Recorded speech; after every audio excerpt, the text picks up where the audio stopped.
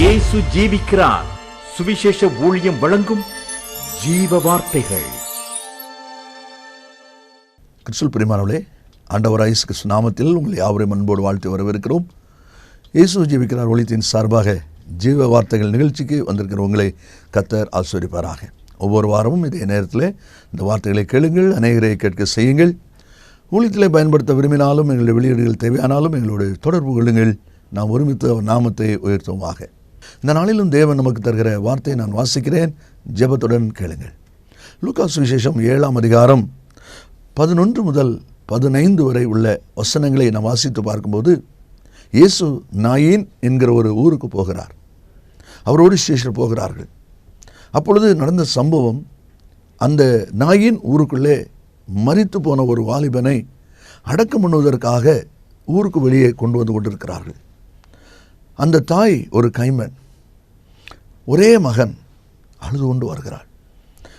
ஜீவனும் மரணமும் சந்திக்கிறது, ஜீவன் ஜெயம் எடுக்கிறது. அதை தான் இந்த சம்பவத்தில் நாம் வாசிக்கிறோம். இங்கே நாம் இன்றைக்கு அறிந்து கொள்ள வேண்டிய, தெரிந்து கொள்ள வேண்டிய காரியம் என்ன என்று சொன்னால், இயேசு அந்த கிராமத்துக்குள்ளாக வரும்பொழுது மரித்து போன வாலிபனை பாடையிலே வைத்து சுமந்து கொண்டு அடக்கம் பண்ணுவதற்காக அங்கே வந்து கொண்டிருக்கிறார்கள். அந்த தாய் அழுது கொண்டிருப்பதை அந்த பகுதியிலே நாம் வாசிக்கிறோம். 13வது வசனத்தை நாம் வாசிக்கும் போது, கர்த்தர் அவளை பார்த்து அவள் மேல் மனதுருகி அழாதே என்று சொல்கிறார். இந்த வார்த்தைகளுக்கு இருக்கிற அன்பு நேச பிள்ளைகளே, இப்படிப்பட்ட சம்பவங்கள் நடக்கும்போது அழாதே என்று சொல்லுகிற அநேகர் அங்கே இருப்பாங்க, அநேகர் சொல்லுவாங்க. ஆனால் எல்லாரும் சொன்னாலும் அந்த அம்மாவுடைய கண்ணீர் துடைக்கப்படாது. ஆனால் இயேசு அழாதே என்று சொல்கிறார் என்றால் அதோடு அவளுடைய அழுகை நின்று போகும். அதை தான் இந்த சம்பவத்திலே நாம் வாசிக்கிறோம். அவள் மேல் மனதுருகி அழாதே என்று சொன்ன ஆண்டவர் அந்த அழுகை நிறுத்தப்படும்படியாக, அவளுடைய வேதனை மாறும்படியாக, அவளுடைய துக்கம் மாறும்படியாக அவருடைய மகனை உயிர்ப்பித்து கொடுப்பதை நாம் அங்கே பார்க்கிறோம். இந்த வார்த்தை கேட்கிற அன்பு நேச பிள்ளைகளே, என்ன சம்பவம் இங்கே நடக்கிறது என்பதை தேவனுடைய வார்த்தையின் மூலமாய் சில அனுபவங்களை நாம் வாசிக்க போகிறோம். அந்த துக்கத்தோடு அழுகையோடு வருகிற அந்த தாயின் கண்ணீரை இயேசு கண்டார், மனதுருகினார். அவளுக்கு ஒரு நன்மை செய்ய வேண்டும் என்று ஆண்டவர் இறங்கி வருகிறார். வேதம் சொல்கிறது, யாத்திராகமம் 3ஆம் அதிகாரம் 7ஆம் வசனத்திலே, என் ஜனத்தின் உபத்திரவத்தை நான் பார்க்கவே பார்த்தேன். அப்படியானால் ஆண்டவர் அவருடைய பிள்ளைகளாகி நீங்கள், நாம் ஒவ்வொருவரும் படுகிற பாடுகளை, வேதனைகளை, வியாகுலங்களை அவர் பார்க்கிற தேவன். மனுஷன் பார்க்கிறபடி பாரேன். மனுஷன் பார்ப்பான், ஐயோ உனக்கா இந்த நிலைமை, உன்னை நினைச்சாலே பாவமாக இருக்கு, பரிதாபப்படுவான். ஆனால் தேவன் பார்ப்பாரானால் அதிலே மாற்றம் உண்டாகும். தேவன் பார்ப்பாரானால் அதில் விடுதலை உண்டாகும். அதில் தான் வேதம் சொல்கிறது, 1 சாமுவேல் 16:7, மனுஷன் பார்க்கிறபடி பாரேன். மனுஷன் முகத்தை பார்ப்பான், தேவனோ உள்ளத்தை பார்க்கிறார். அந்த உள்ளத்தை பார்க்கிற இயேசு இந்த விதவை தாயாருடைய உள்ளத்தை பார்க்கிறார், வியாகுலத்தை பார்க்கிறார். கண்ணீரை துடைக்கும்படி அந்த மகனை உயிரடைய பண்ணுகிறதை நாம் அங்கே பார்க்கிறோம். சங்கீதம் 22:24 பார்க்கும்போது, உபத்திரப்பட்ட உபத்திரத்தை கர்த்தர் அற்பமாய் எண்ணாதவர். உபத்திரத்தோடு கூட, கண்ணீரோடு கூட, பாரமான இருதயத்தோடு கூட நீங்கள் நிற்கிறீங்களா? மனுஷரோ என்னமோ ஜனமோ உதவி செய்ய வேண்டியவங்களோ ஆறுதல் படுத்த வேண்டியவங்களோ உங்களை மறந்துட்டாங்களா? ஆண்டவர் சொல்கிறார், உபத்திரப்பட்டவனுடைய உபத்திரவத்தை அவர் அற்பமாய் எண்ணாதவர். உங்களுடைய உபத்திரவத்தையும் அவர் அற்பமாய் எண்ணுகிற தேவன் அல்ல. நிச்சயமாய் முடிவு உண்டு. உங்கள் நம்பிக்கை வீண் போக வேண்டாம். தைரியமாய் திடமாய் இருங்கள். நிச்சயமாய் கர்த்தர் உங்களுடைய வாழ்க்கையில் அற்புதமான நன்மை செய்வார் என்பதிலே சந்தேகமே இல்லை. யாத்திராகமம் 2:24 வாசிக்கிறோம், கர்த்தர் இஸ்ரவேல் ஜனங்களுடைய பெருமூச்சை கேட்டார், பெருமூச்சை கேட்டார். அதே தேவன் பெருமூச்சோடு வந்திருக்கிற, வேதனையின் விளிம்பில் நின்று கொண்டிருக்கிற, இனி என்ன செய்ய போகிறேன்னு தெரியவில்லையே என்று சொல்லி அந்த விதவை தாய் எப்படிப்பட்ட ஒரு கண்ணீரோடு வந்தாலும் அதே நிலையில் இருக்கிற உங்களுடைய பெருமூச்சையும் அவர் கேட்கிறவர் மாத்திரமல்ல, அதற்கு ஒரு விடுதலை தருகிற தேவன். என்ன நடக்கிறது? முதலாவது நாம் வாசிக்கிறோம், அதில் சொல்லப்பட்டிருக்கிறது 14வது வசனத்திலே, இயேசு கிட்ட வந்தார். இயேசு கிட்ட வந்தார். பாடை சுமந்தவர்கள் அடக்கம் பண்ண போய் கொண்டிருக்கிறார்கள். அவங்க போகிற அந்த பாதையை எதிரே வந்த இயேசு தன் பாதையிலே கிராமத்துக்குள்ளே போகாதபடி அந்த பாடைக்கட்டே இயேசு வருகிறார். இந்த வார்த்தை கேட்கிற அன்பு நேச பிள்ளைகளே, ஆண்டவர் இயேசு உங்கள் அருகிலே வருகிறார் என்றால் ஒரு அற்புதம் நடக்க போகிறது. இன்றைக்கு இந்த வார்த்தை கேட்கிற நீங்களும் கூட தேவன் உங்கள் அண்டை வருகிறார் என்பதை, உங்களை தேடி வந்திருக்கிறார் என்பதை, உங்களுக்காகவே இந்த வார்த்தை கொடுத்து கொண்டிருக்கிறார் என்பதை நீங்கள் விசுவாசித்து அதை ஏற்றுக்கொள்வீர்களானால் உங்களுடைய கண்ணீர் துடைக்கப்படுவதை நீங்கள் பார்ப்பீர்கள். அதில் சொல்லப்பட்டிருக்கிறது, இயேசு கிட்ட வந்தார். யோவான் 5ஆம் அதிகாரத்தில் பெதஸ்தா குளத்தருகில் அநேக வியாதியஸ்தர் விடுதலைக்காக காத்திருக்கிறாங்க, அநேகர் படுத்திருக்கிறாங்க. ஆனால் ஒரே ஒருவனை இயேசு கண்டார். 6ஆம் வசனத்தில் வாசிக்கிறோம், 38 வருஷமாக படுத்து கிடக்கிற ஒருத்தனை ஆண்டவர் கண்டார், கேட்டார், சுஸ்தமாக வேண்டும் என்று விரும்புகிறாயா? சுகமடைந்தவனாய் திரும்பி சென்றதை பின்னால் என வாசிக்கிறோம். இயேசு அவனை கண்டார். 38 வருஷம் இந்த வியாதி மாறிற்று. இந்த வார்த்தை கேட்கிற அன்பு நேச பிள்ளைகளே, எத்தனை வருடமாக, எத்தனை காலமாக எங்கெங்கெல்லாமோ அலைந்து விடுதலாமல் எங்கிக் கொண்டிருக்கிறேன் சொல்கிறீங்களா? இன்றைக்கு இயேசு உங்கள் அண்டை வந்திருக்கிறார். உங்களுடைய வியாகுலத்தை மாற்றும்படி, துக்கத்தை மாற்றும்படி நீங்கள் அவரை தேடி அல்ல, அவர் உங்களை தேடி வந்திருக்கிறார். இயேசு பாடையின் கிட்டே வந்தார் என்பதை நம்ம அதில் வாசிக்கிறோம். லூக்கா 19ஆம் அதிகாரம் 5ஆம் வசனத்தில் வாசிக்கும்போது, மரத்தில் உட்காந்து இயேசு பார்க்கணும்னு ஆசைப்பட்டவன் மரத்துக்கிட்ட வந்த உடனே அவர் அண்ணாந்து பார்த்து, சகேவே சீக்கிரம் இறங்கி வா, உன் வீட்டுக்கு நான் வரணும். அவன் பார்க்க தான் ஆசைப்பட்டான்.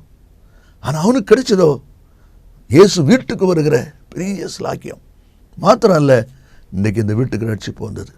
தன் பாவத்தை அறிக்கையிட்டு, தன் குறைவை அறிக்கையிட்டு பரிகாரம் செய்வேன்னு சொல்லி அவன் தேவனோடு நல்மனம் பொருந்தும்போது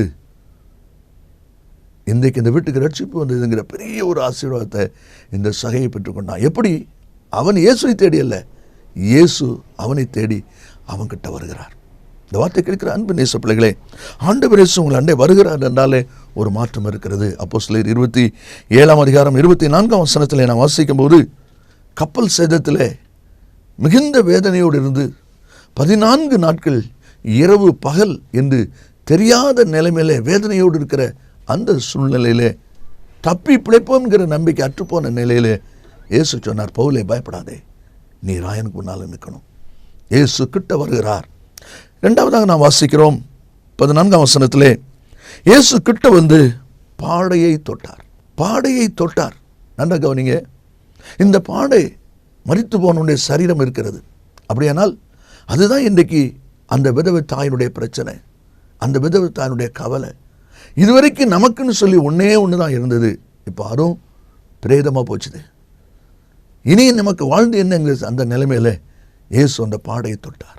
இந்த வார்த்தையில் கேட்கிற அன்பு நேச பிள்ளைகளே, இன்றைக்கும் ஆண்டவர் தம்முடைய வார்த்தையின் மூலமாக உங்களை தொடுகிறார். உங்களுடைய வேதனைகளை தொடுகிறார், உங்களுடைய பலவீனங்களை தொடுகிறார். இயேசு தொட்டு விட்டாரானால் அதில் ஒரு மாற்றம் இருக்கிறது என்பதை வேதம் பல இடங்களிலே நமக்கு சொல்வதை பார்க்கிறோம். அப்போஸ்தலர் 12ஆம் அதிகாரத்திலே பேதுரு சிறைச்சாலையிலே அடைக்கப்பட்டவனாக 2 சங்கிலிகளால் கட்டப்பட்ட நிலைமையில் கிடக்கிறான். அவன் தூங்கி கொண்டு இருக்கிறான். தூதன் போய் அவனை தட்டுறான். பேதுரு எலும்பு, அவனை தட்டுறான். அந்த தொடுதல் வந்த உடனே நடந்த சம்பவம் உடனே, அந்த வார்த்தை வாசித்து பாருங்க, உடனே சங்கிலிகள் அவன் கையிலிருந்து கீழே விழுந்தது, கட்டுகள் அவிழ்க்கப்பட்டு விட்டது. தூதன் போய் சங்கிலி அவிழ்த்து போட்டான், அப்படி இல்லை, தூதன் போய் அவனை தட்டினான், சங்கிலி விழுந்துட்டு. அந்த தொடுதல் வருமானால் ஒரு மாற்றம் இருக்கிறது. அதே போல் ஆண்டவர் இயேசு இன்றைக்கு உங்களுடைய பிரச்சனையை அவர் தொடுகிற தேவன். இன்றைக்கு அதை தொடுகிறபடியினால் இதுவரை நீங்கள் சுமந்திருந்த அந்த பாரம், இதுவரை உங்களை அழுத்திக் கொண்டிருந்த அந்த பாரம் இன்றைக்கு நீங்கும் என்பதை விசுவாசத்தோடு நீங்கள் ஏற்றுக்கொள்ளுங்கள். பேதுருவை தொட்ட உடனே அவனை கட்டியிருந்த அந்த கட்டு விழுந்து விட்டது.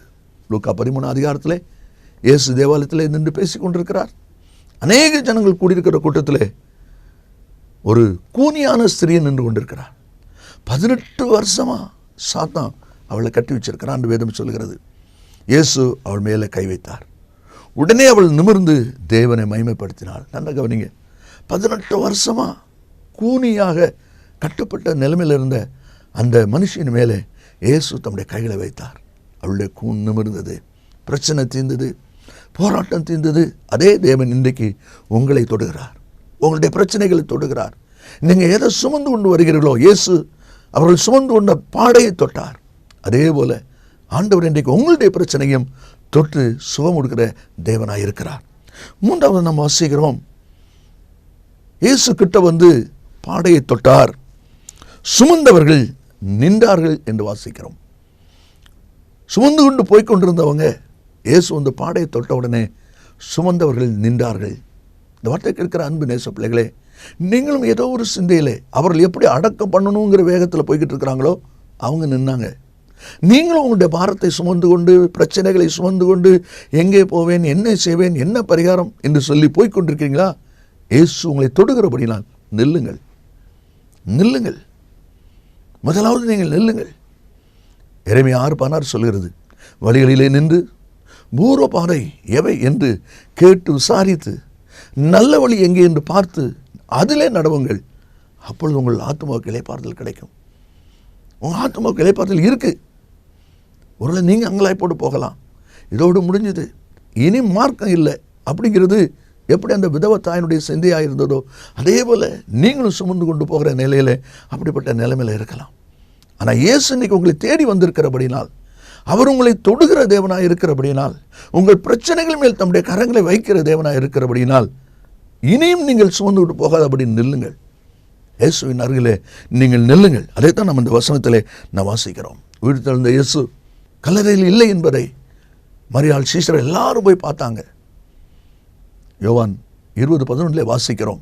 எல்லாரும் போயிட்டாங்க. ஆனால் மரியாளோ அங்கே நின்று அழுது கொண்டிருந்தாள். எல்லாம் போயிட்டாங்க, அவன் நிற்கிறா. ஆண்டவர் தம்மை வெளிப்படுத்துகிறார். மரியாளே, ஏன் அழுகிறாய்? யாரை தேடுகிறாய்? இந்த ஆண்டவருடைய தரிசனம் எப்படி அவளுக்கு கிடைத்தது?